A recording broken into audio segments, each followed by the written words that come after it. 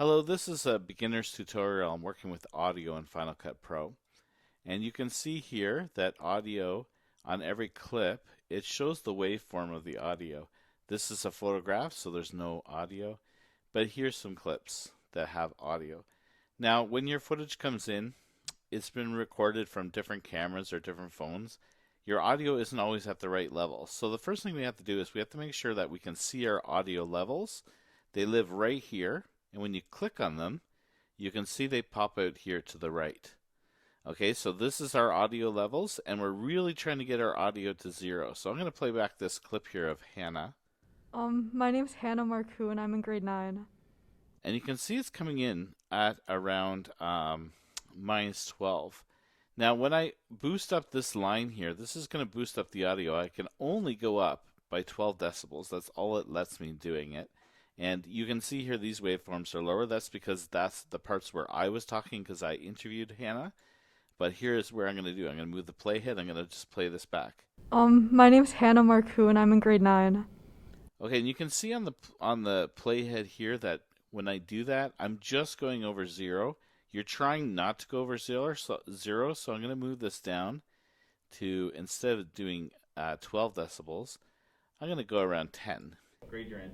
My name's Hannah Marcoux, and I'm in grade 9. Okay, so for the most part, my levels are there. If you're +1 or -1 or 2, that's okay. But I always try to remember it this way. I know it sounds stupid, but I say, be a hero, get to 0. Okay? So I live with my grandpa, that's pretty so good. it's fun, and he's nice, and he buys me food. What do you call your grandfather? I call him Papu. So that's coming in at the right level. Okay, so for the audio level, that's good.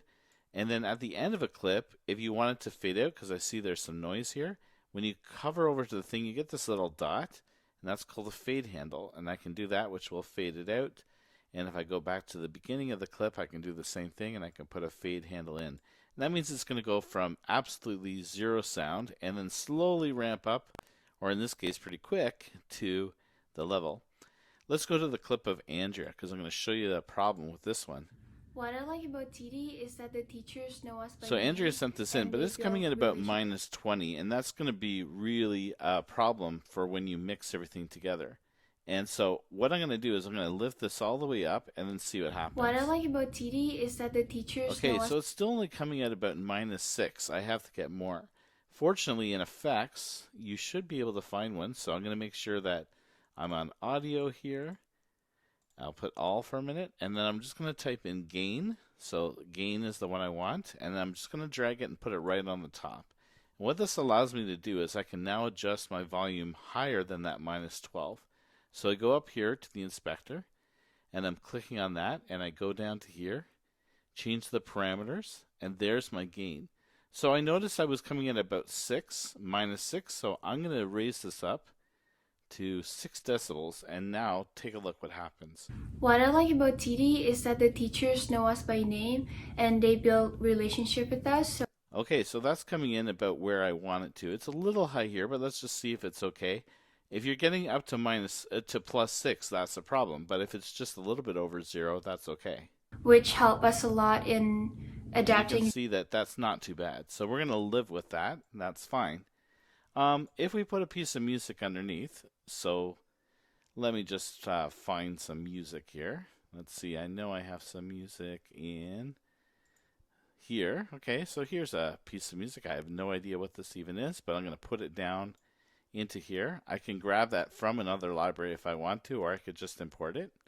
And I'm going to play this back. What I like about TD is that the teachers know us by name. So actually, I don't mind that music, but here's the problem. Right now, if I play this under here, when Andrea starts talking, I can barely hear what she's saying. So what I want to do is I want to make sure my background audio is lower. So I'm going to put my background audio, in this case, to about -12. And that's just called ducking the audio, which that means is that you duck it down under the way. So let me play that. What I like about TD is that the teachers know us by name and they build. So I kind of like that. That's about the right volume that I want. You can still hear Andrea clearly. But now, this little part here, when there's no talking and she's on the screen, I want that part to have the music, but I want it to be higher. And this is where I'm going to use a tool called the range tool. So the great thing in Final Cut Pro is you really only have to know a couple tools that you use a lot. One is the A. A is the arrow, which you see now. B is the blade, and that's what we use to cut clips into pieces. And then R, which is called the range tool, and you can see it looks like this yellow thing with the range. And what that does is I can go on my audio track here, and I can just select this range, and I can bring this up. And remember our number before? 0. So now, when I hit A to go back to my arrow, here's what I get. What I like about TD is so that that's what I want. I want it to be at this level and then this level. But you know what? It's a little bit too fast to transition. So I'm just going to drag this handle to the left by clicking it and hand it to the left. what I like about TD is That's not bad. Maybe bring this one over a little bit more. Try it again. what I like about TD is that Perfect. Okay, so that's what you can do. And so if I go over to here and I can see, okay, well, there's no talking. She's done talking here, so I could move this over if I want. And I want to make these adjustments before I do it. And now I want this part where the photograph is. I want to use my range tool again. And now I'm going to select that range, and I'm going to drag this back up to about 0 again. And then I hit A, and now I'm going to play this back. to connect with them. Okay, try it again. Yeah, not bad. But I need this to come in a little bit faster, and just to make that adjustment. Connect with them. Okay, I'm kind of going over where she talks, so I needed to start a little bit later and bring this over like this. And to connect with them.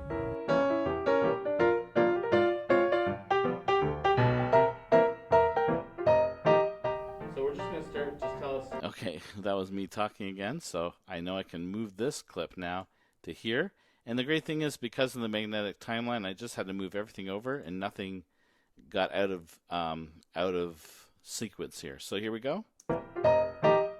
My name's Hannah Marcoux and I'm in grade 9. So isn't that nice? Now we have that. So we've learned how to use the audio meters. Your main audio is always at 0. If you have background music and you want it to be lower under the people talking, you have to duck the audio. And there we go.